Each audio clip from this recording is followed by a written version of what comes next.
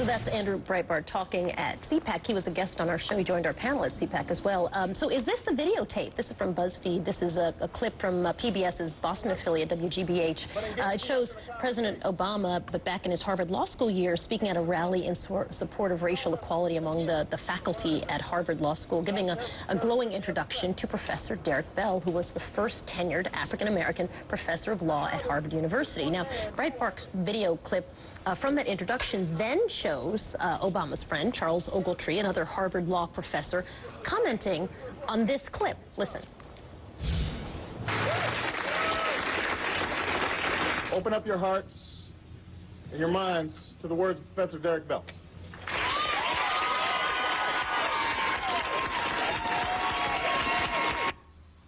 Now, what makes this so interesting when you think about it, of course, we hid this throughout the 2008 campaign, so no, I don't care if they find it now.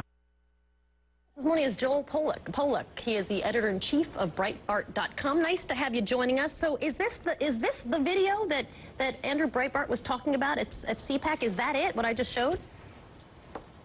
That is one of the materials Andrew Breitbart was talking about. And by the way, those weren't his last words, and this is not his final bombshell. This is the beginning of a vetting process that begins with Andrew Breitbart's probe into Barack Obama's time in Chicago and will continue. We're not just vetting Barack Obama, we're also vetting the other candidates.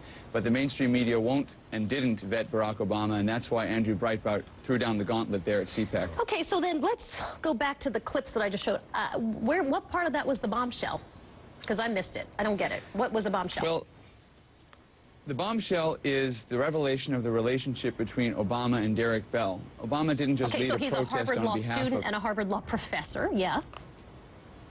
That's correct. And Derek Bell is the Jeremiah Wright of academia. He passed away last year, but during his lifetime, he developed a theory called critical race theory, which holds that the civil rights movement was a sham, and that white supremacy is the order and it must be overthrown. So that is a complete misreading. I'll stop you there for a second, then I'm going to let you continue, but that is a complete misreading of critical race theory. As you know, that's an actual theory, and you could Google it and someone would give you a good definition of it. So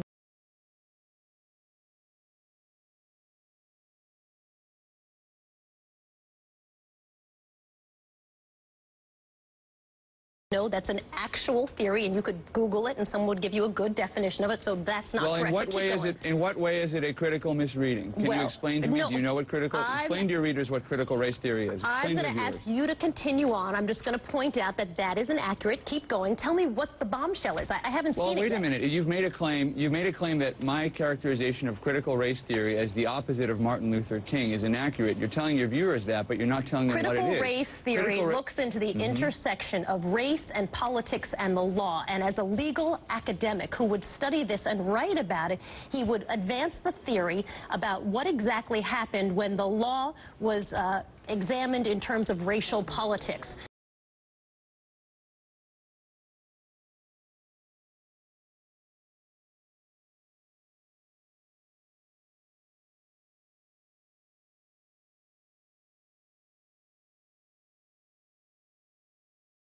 That, but you're not telling them what it is. Critical race theory looks into the intersection of race and politics and the law, and as a legal academic who would study this and write about it, he would advance the theory about what exactly happened when the law was examined in terms of racial politics. There is no white supremacy in that.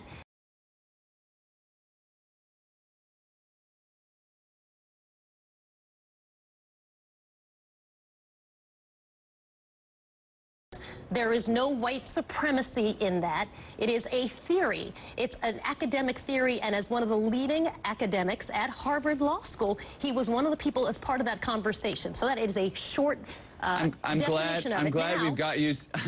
I'm glad we've got you saying that on tape, because that's a complete misrepresentation. Critical race theory is all about white supremacy.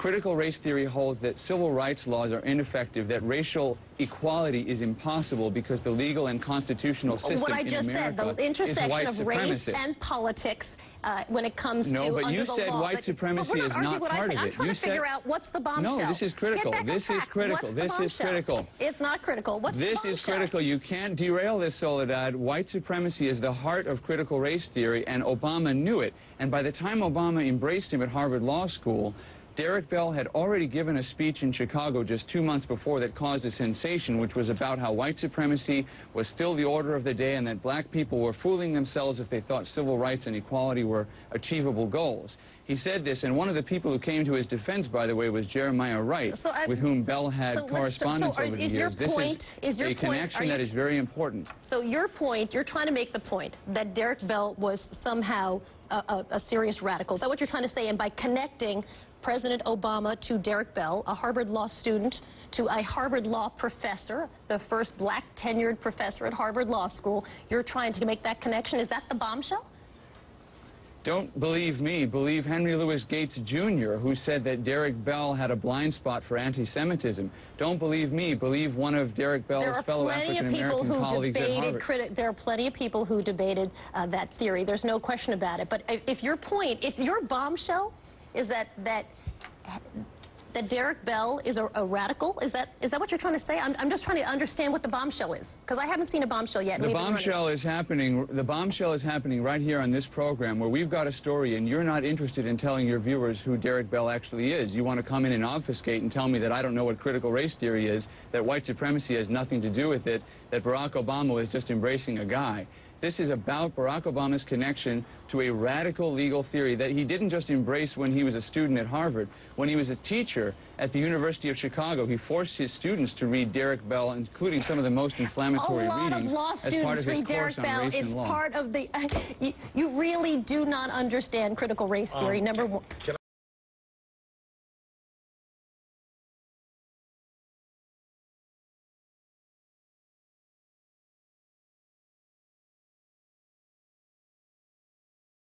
Can I say something as a white person? What are you frightened of? I don't know.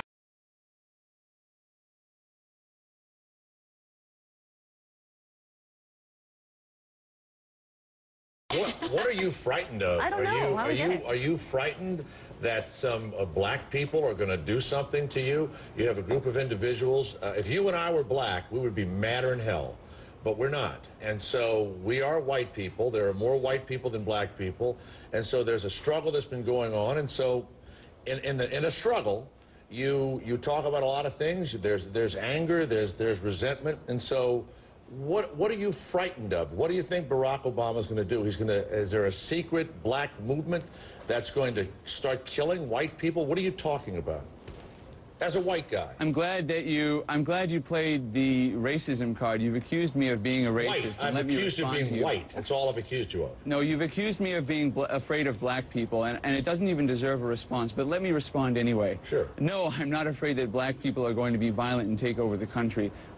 What I'm pointing out is that there's a pattern in Barack Obama's associations with Derek Bell, with Reverend Wright, and it carries over into his governance because his Justice Department won't treat black civil rights violators the same that it treats white civil rights violators, that there's a racial pattern in which justice is enforced in this country, and it also gives us a sense into how Barack Obama thinks about these issues. At every point in his life when he could have followed the path of Martin Luther King, he threw in his lot with the Jeremiah Wrights and the Derek Bells of the world. And it's important not just because of what Obama believes, but it's important to vet the media. The mainstream media covered this up. So you want him to take it easy on the white supremacist groups?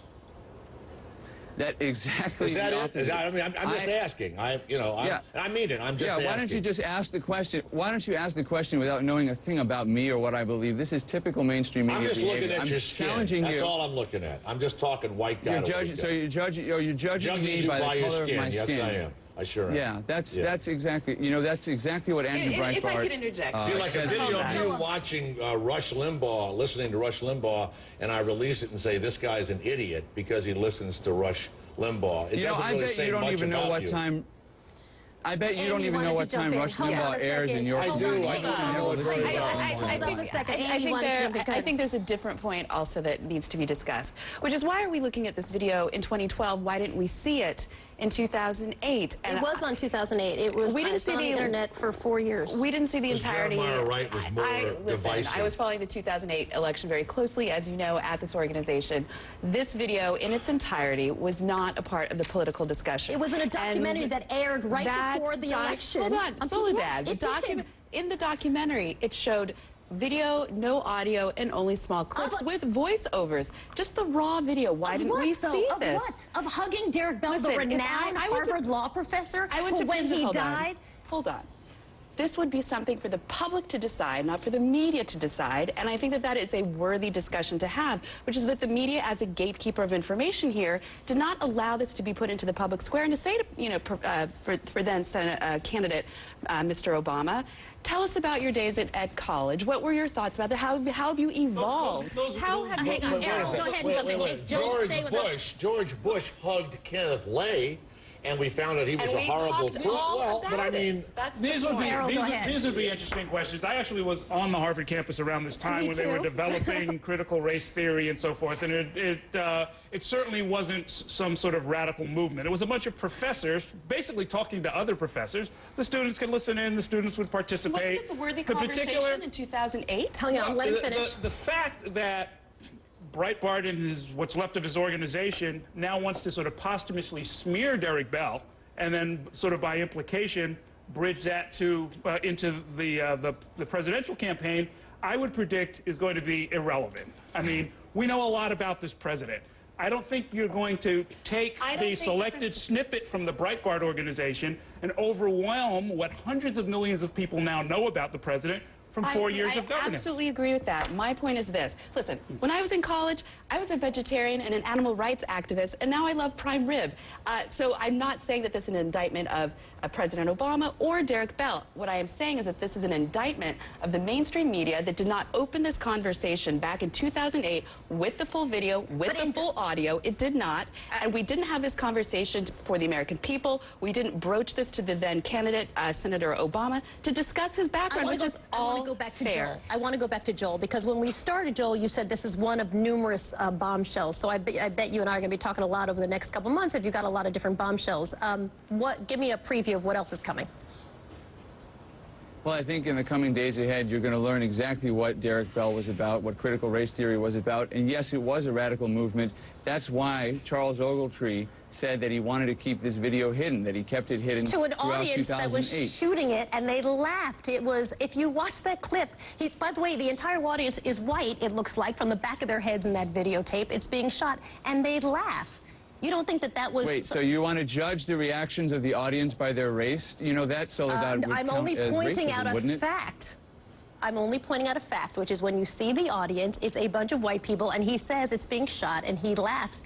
They laugh also. Well, first of all, if it was a bunch of white people, that would be the first time an all-white audience had attended a lecture at the W.E.B. Du Bois Center for African American Studies at Harvard University. You know what? Someone was talking in my ear, so I couldn't hear everything you said. But the question we should get back to is, what do you think ultimately is coming? Give me a preview so that we can discuss it as the days and weeks come ahead.